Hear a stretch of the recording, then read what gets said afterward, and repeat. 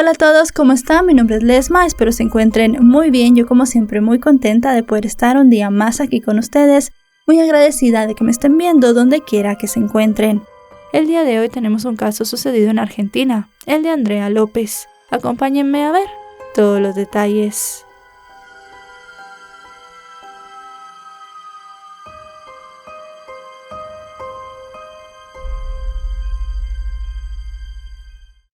Andrea Noemí López nació el 21 de septiembre de 1979 en La Pampa, Argentina. Era hija de Julia Ferreira, pero la identidad de su padre se desconoce. Su madre tuvo que trabajar duro como empleada doméstica para sacarla adelante a ella y a sus 3 hermanos, Claudio, Gisela y Enzo. Poco se supo de la infancia de la joven y también de su adolescencia. Solo consta que era una chica estudiosa y alegre, a la cual le gustaban los deportes, en especial el boxeo. Era amante de las peleas y admiraba a un boxeador llamado Víctor Purreta, apodado El Lince, oriundo de la localidad de Victoria, también en La Pampa. Para esa época el hombre era un deportista notable.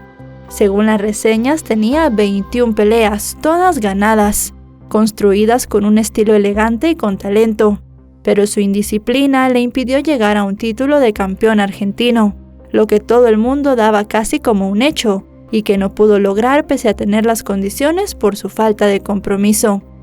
Quizás su actitud tenía que ver con la forma en la que fue criado, ya que la única manera que su padre tuvo para educarlo fueron los golpes.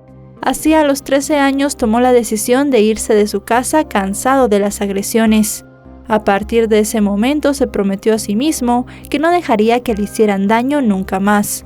Pensó que él tampoco lastimaría a otros, pero en su necesidad de sobrevivir, siendo apenas un adolescente sin recursos, comenzó a hacer cosas que no eran correctas y así fue perdiendo totalmente los límites. Para Andrea ese era su ídolo y no le veía defectos, y pronto el destino le deparó una enorme sorpresa. Cuando tenía 18 años conoció a Víctor casualmente. Él estaba visitando el barrio Matadero en compañía de un amigo y coincidieron en la avenida San Martín, mientras ella caminaba también con una amiga. Al verlo, la chica lo reconoció y lo llamó por su nombre. Luego le preguntó si tenía un encendedor. Al hombre le causó curiosidad que supiera cómo se llamaba y le preguntó de qué se conocían. Él quedó gratamente sorprendido cuando ella le dijo que era su admiradora. Aunque al principio el amigo de Víctor era quien se había interesado en Andrea, ella y el boxeador comenzaron a frecuentarse. Tras asistir a una fiesta empezaron a acercarse más hasta que iniciaron una relación amorosa. Al poco tiempo se mudaron juntos a una casa pequeña en la ciudad de Santa Rosa, capital de la provincia de La Pampa. Lo que Andrea no sabía en ese momento era que ese hombre al que admiraba y amaba no solo resolvía las cosas a golpes sobre el ring, sino también fuera de él. Además, Víctor no vivía solo del boxeo. También manejaba un cabaret en la ciudad bonaerense de Pejuajo, donde sometía a todas las mujeres que trabajaban para él. Entre los años 1999 y 2000, la pareja tuvo a su primogénito Carlos Emanuel López, Carlitos como lo llamaban cariñosamente. Aunque Andrea estaba dichosa con su maternidad, pronto esa alegría fue convirtiéndose en amargura, pues tras la llegada del niño llegaron las peleas. Víctor comenzó a controlar todo lo que hacía la joven madre. Poco a poco la fue alejando de sus amistades e incluso le prohibió que tuviera contacto con su familia. Aunque en este punto la chica desobedecía y se las ingeniaba para ver a su madre de vez en cuando. El sujeto no solo la agredía física y psicológicamente, sino que también la obligaba a prostituirse en su cabaret. A medida que pasaba el tiempo, las golpizas eran cada vez más frecuentes, y en su mayoría eran presenciadas por su hijo, quien por su corta edad no entendía lo que pasaba. Andrea pasó 4 largos años siendo vejada y sometida por su esposo, y a pesar de que en algunas ocasiones intentó pedir apoyo a las autoridades, poco hicieron para ayudarla. Ante la falta de acción de los organismos que debían protegerla, la chica recurría a su madre. De hecho, algunas veces se fue de su casa harta de la violencia, pero Víctor se las ingeniaba para que regresara, denunciándola en la policía por abandono del hogar y amenazándola con quitarle a su hijo. Entonces ella volvía con su pareja y se reiniciaba el maltrato y la explotación. Las cosas fueron poniéndose cada vez peores, al punto que en una oportunidad el hombre la arrojó de la camioneta en marcha y cerró la puerta, pero ella no había terminado de sacar el pie, por lo cual le fracturó el tobillo.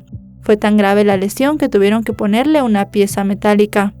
Esa agresión fue la antesala al final de la vida de Andrea, ocurrido entre la noche del 9 y la madrugada del 10 de febrero de 2004. Era una noche especialmente calurosa del verano argentino, y el hijo de ambos se levantó para tomar agua. La escena que vio lo dejó paralizado en la cocina. Su padre no solo golpeaba con los puños a su madre, sino también le daba puntapiés y latigazos, mientras la mujer se retorcía de dolor en el suelo. El pequeño vio cómo la tomó del cuello con sus manos y la levantó del piso, hasta que su madre dejó de moverse. Luego de quitarle la vida, Víctor colocó el cuerpo en la cama y posteriormente lo llevó a rastras al baño. Por la endija de la llave de la puerta, el pequeño pudo observar que su padre había puesto bajo la ducha a su madre. Luego el hombre salió del baño y lo mandó a dormir. Poco después llegó a la casa un familiar de Víctor para cuidar al pequeño, mientras el boxeador salió cerca de las 5:20 de la madrugada a bordo de su camioneta, presuntamente para deshacerse del cuerpo. Una vez que logró su objetivo, regresó a casa como si nada y se acostó a dormir. La desaparición de Andrea no se conoció hasta 10 días después, cuando su madre fue a buscarla preocupada porque no le respondía a las llamadas telefónicas. Al no encontrarla, inmediatamente denunció su desaparición ante el juzgado de instrucción número 6. Las sospechas de Julia siempre recayeron en su yerno, debido al historial violento que tenía con su hija, y esto se lo hizo saber a la policía, quienes lo citaron a declarar como presunto sospechoso. Sin embargo, un par de coartadas le permitieron a Víctor escapar de la policía y de la justicia durante años. Durante su interrogatorio, el hombre declaró que esa madrugada había discutido con Andrea, pero que luego se había ido a dormir, y cuando despertó cerca de las 4 de la madrugada, ella no estaba. Como algunos testigos, entre ellos Julia, la propia madre de la joven, lo vieron cerca de las 5 de la mañana en su camioneta, dijo que se levantó y fue a comprar cigarrillos, porque Andrea se los había llevado. El calvario de los familiares de la joven empezó ese día. Desde ese momento su madre inició una lucha incansable para tratar de hallarla, apoyada por la organización no gubernamental Mujeres por la Solidaridad de La Pampa, además de otras organizaciones que luchaban por los derechos de las mujeres. La desaparición de la joven pampeana generó acciones por parte de diversos actores sociales, que lograron mantener el tema en la agenda de los medios locales. Por su parte, la secretaria de Derechos Humanos provincial se involucró activamente en la causa, y ello permitió que Julia, acompañada por las Madres del Dolor y con la colaboración de la Oficina Antiimpunidad a nivel nacional, sostuviera varios encuentros estratégicos en diversos puntos del país. Asimismo, el movimiento que fomentaba la campaña Ni una mujer más víctima de las redes de trata incorporó la causa de Andrea entre sus reclamos. Se hicieron marchas, vigilias y protestas, así como murales para exigir a las autoridades que la chica apareciera. También se ofreció una recompensa por cualquier información que ayudara a encontrarla. Para dar con su paradero se realizaron varias búsquedas, también excavaciones y se exhumaron cadáveres, pero todos los operativos por parte de las autoridades fueron infructuosos. Las sospechas eran muchas, pero no había certezas.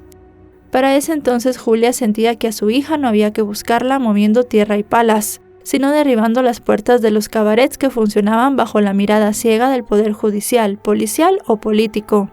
Ella pensaba que Andrea aún estaba viva y estaba cautiva de una red de trata de personas.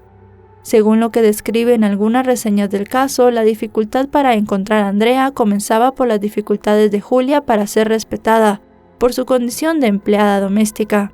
Primero tuvo que luchar contra los prejuicios de clase y en medio de eso ganar el sustento para poder criar a su nieto, que lloraba por su madre. Julia sabía que si ella, siendo adulta, sentía un dolor enorme por la ausencia de su hija, lo que el niño estaba experimentando debía ser insoportable. Así, mientras se ganaba la vida y exigía que Andrea apareciera, también se hacía cargo del pequeño Carlos, para que recibiera tratamiento psicológico para paliar los trastornos que le causó que su madre le fuera arrebatada a la fuerza. Mientras pasaban los meses, los medios exponían nuevas pistas. Se conoció que Andrea había realizado varias denuncias contra el boxeador por los golpes que recibía a diario.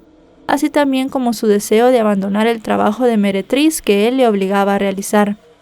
En mayo de ese mismo año, el socio de Víctor en el cabaret, llamado Juan Carlos Morán, informó a la policía que vio a la joven en un club de Daurex, cerca de Pejuajo, pero no la encontraron. 2 meses después, este sujeto murió. Poco más de un año después de la desaparición en 2005, los familiares de Andrea comenzaron a ver cómo la justicia empezaba a moverse. Víctor fue condenado a mediados de ese año a 5 años de prisión por el delito de promoción y facilitación de la prostitución en perjuicio de su pareja, que para ese momento, como sabemos, aún seguía desaparecida. 2 años y medio después salió en libertad condicional, volvió al boxeo y también a su violencia en contra de otras mujeres que fueron sus parejas, a quienes les provocó lesiones leves y también las obligó a convertirse en trabajadoras sexuales. Como consecuencia de estas agresiones fue detenido nuevamente y en febrero de 2010 recibió otras condenas, aunque siguió en libertad a la espera de que sus sentencias quedaran firmes. En ese tiempo tuvo una tercera pareja y repitió la historia. Otra vez sumó cargos por lesiones y proxenetismo.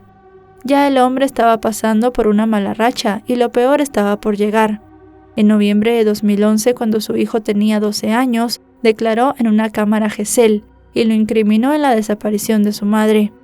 En condiciones que garantizaban que no actuaba bajo presión, el chico decidió revelar la historia ante una psicóloga. Estaban en una sala aislada, con equipos de grabación y separados por un vidrio especial detrás del cual estaba el nuevo juez a cargo de la causa, Néstor Rally, sin que el niño pudiera verlo. Carlitos contó que esa noche vio cómo su padre golpeó fuertemente a su madre, a quien recordaba llena de moretones metida en la bañera.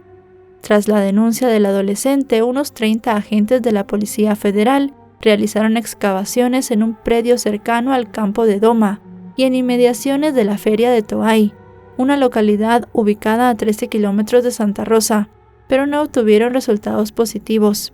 A partir de esa revelación, el juez llamó a indagatoria al boxeador, quien se negó a declarar. Su abogado, Gastón Gómez, pidió la nulidad de la declaración del menor, argumentando que su testimonio pudo haber sido inducido por la madre de Andrea y promovido por el abogado querellante Omar Gebreus. Sin embargo, el pedido de la defensa fue rechazado y la declaración del menor quedó en pie. A ese elemento testimonial clave se sumó la declaración de una mujer, quien aseguró que había oído decir al propio Víctor que le había quitado la vida a Andrea. Y en medio de todo ese proceso, el hombre fue sometido a un juicio abreviado en 2012, en el cual fue condenado a 7 años de prisión por los cargos que le formularon por las agresiones a su tercera pareja. Estando detenido, el juicio por quitarle la vida a Andrea comenzó en septiembre de 2014, en la Cámara del Crimen número 1 de Santa Rosa. Durante el debate, el acusado pidió su derecho de palabra, aunque lo único que hizo fue repetir la misma historia que había dado al inicio. El momento más estremecedor de la jornada se vivió cuando se escuchó el testimonio del hijo, realizado de nuevo en la cámara Gesell.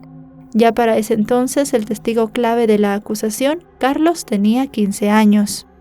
Asimismo, declararon 2 psicólogas, Teresa Gatti, quien fue la encargada de brindar tratamiento al chico desde que ocurrió el hecho, y Virginia Carretero, quien escuchó el testimonio del menor cuando inculpó a su padre. Ambas coincidieron en que el relato era creíble. Teresa explicó que en los sueños del niño solía aparecer sangre, y durante la terapia, cuando el pequeño tenía 8 años, dibujó un automóvil y una mancha roja. Cuando le pidió que hablara sobre la imagen, le dijo que era una camioneta y una mujer fallecida. La especialista señaló que la abuela materna Julia lo había llevado a terapia porque el pequeño sufría pesadillas, no conciliaba el sueño y tenía problemas de aprendizaje. En un intento por desacreditar el testimonio del menor, el abogado defensor de Víctor preguntó cómo podía un chico de 12 años recordar lo ocurrido 8 años atrás. Al respecto, la psicóloga sostuvo que ese recuerdo estaba condicionado por la desaparición de su madre, y era difícil que lo hubiera podido verbalizar antes por lo traumático del hecho. Por su parte, el acusado se negó a responder preguntas del abogado querellante. Además, pidió hablar después de escuchar a una de las psicólogas, y dijo que su hijo en una de sus visitas le había contado que lo habían obligado a decir algunas cosas. Otro de los testimonios escuchados en el juicio fue el de Julia, quien señaló que tenía sentimientos ambiguos, pues por un lado quería que Víctor fuera condenado, pero por otro esa condena sería aceptar que a su hija le habían quitado la vida. Finalmente, el 9 de octubre de ese año, los jueces Alejandra Ongaro, Miguel Gabaza y Elvira Rossetti condenaron a Víctor Purreta a 18 años de prisión, al encontrarlo culpable del asesinato de Andrea López, quien fuera su pareja y madre de su hijo. La sentencia fue emitida sobre la base de testimonios y pericias, ya que como sabemos el cuerpo de Andrea no había sido hallado, y esa fue la principal defensa del exboxeador para alegar su inocencia. La sentencia fue en total de 25 años, al sumar sus delitos anteriores. Los jueces ordenaron su reclusión en la Unidad 4, en la Colonia Penal de Santa Rosa, donde un año después, en octubre de 2015, el exboxeador se casó con una mujer llamada Natalia Cabrera, a quien conoció mientras purgaba su condena. Para el momento de la boda, el sujeto que dedicaba parte de su tiempo a dar clases de boxeo a otros reos del penal, señaló que estaba tratando de iniciar una nueva vida y dejar su pasado atrás. La ceremonia evidentemente causó malestar entre los familiares de Andrea y los residentes de Santa Rosa, por lo que salieron a las calles a protestar, respaldados por los colectivos de mujeres de Ni Una Menos. El 21 de septiembre, cuando Andrea habría cumplido 38 años, la Corte Suprema de Justicia de la Nación ratificó la condena de Víctor. Durante la jornada, la madre de la joven, con lágrimas en los ojos, le pidió nuevamente a Víctor que le dijera dónde estaba el cuerpo de su hija. Le imploró que no lo hiciera por ella, sino por su propio hijo, que tenía derecho a darle una cristiana sepultura a su madre.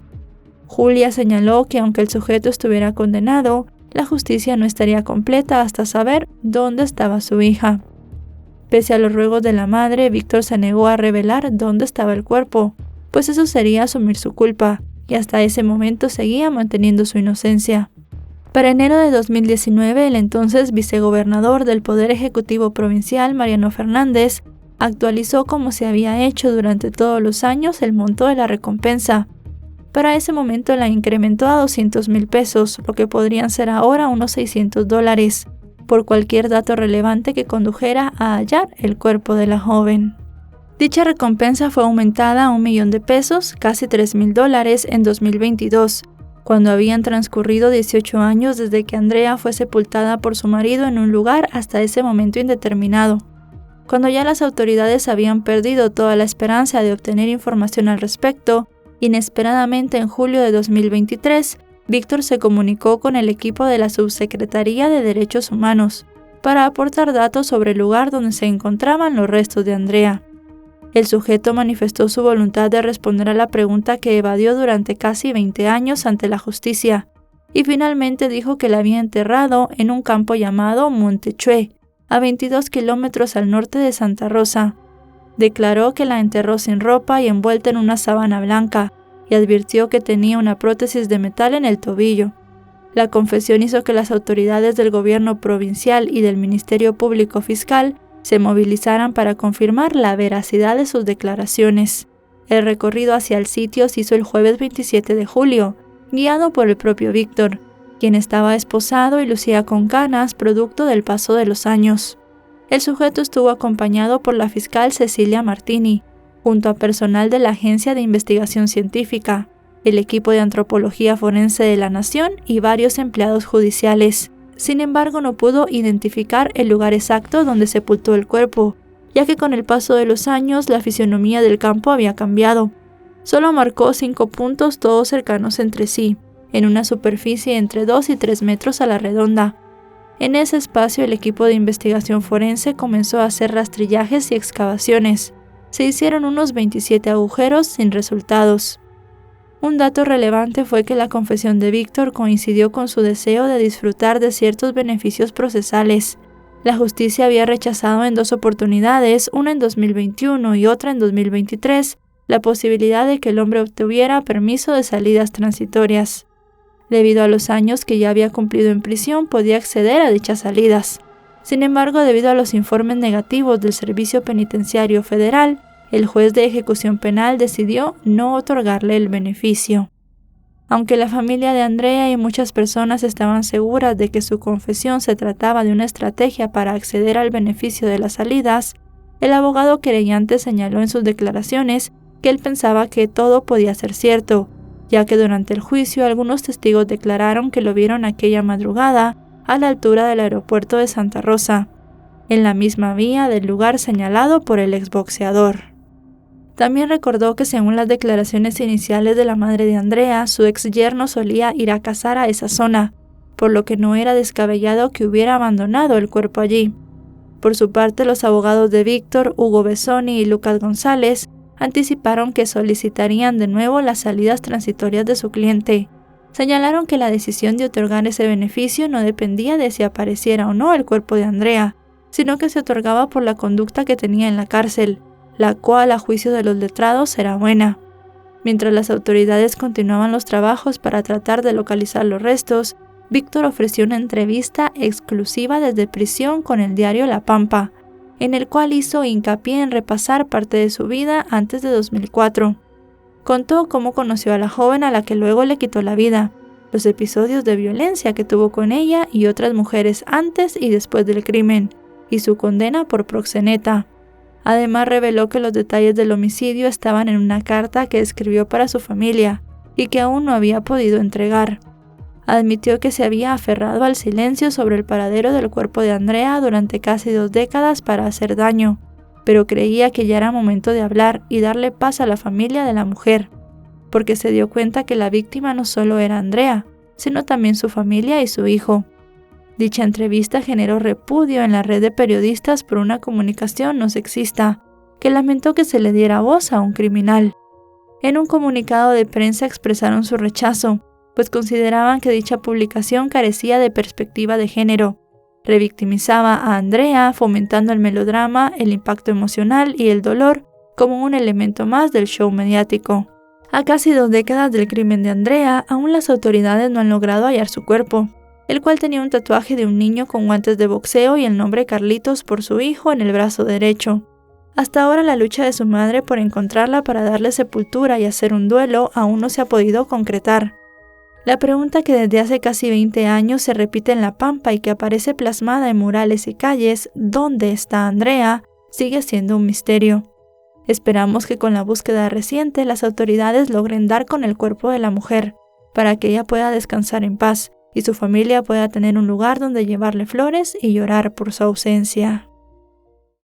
Y bueno, chicos y chicas, hasta aquí el video de hoy. Un caso muy impactante, un caso muy triste, como siempre decimos, la vida de una mujer que se perdió y un niño que se quedó sin su madre, que pudo salir adelante gracias a su abuela y a su familia materna. Un hombre que guardó un secreto durante 20 años y que al final podríamos decir que lo sigue guardando porque no dijo exactamente dónde estaba el cuerpo de Andrea. Realmente no pudo dar bien las indicaciones y debido a esto la policía ni las autoridades pudieron encontrarlo. Es algo bastante triste, bastante duro para la familia de la joven porque no pueden cerrar este ciclo, no pueden seguir adelante, tener un duelo, tener un lugar donde ir a visitar a Andrea, donde llorarle, llevarle flores, recordarla, porque al final Víctor decidió callar.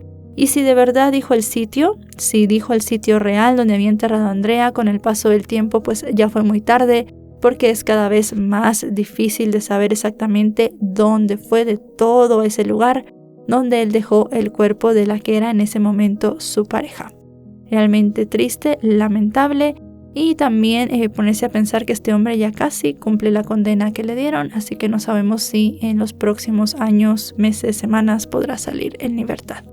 Si este video les ha parecido informativo, recuerden dejarle un me gusta, recuerden suscribirse si no lo están.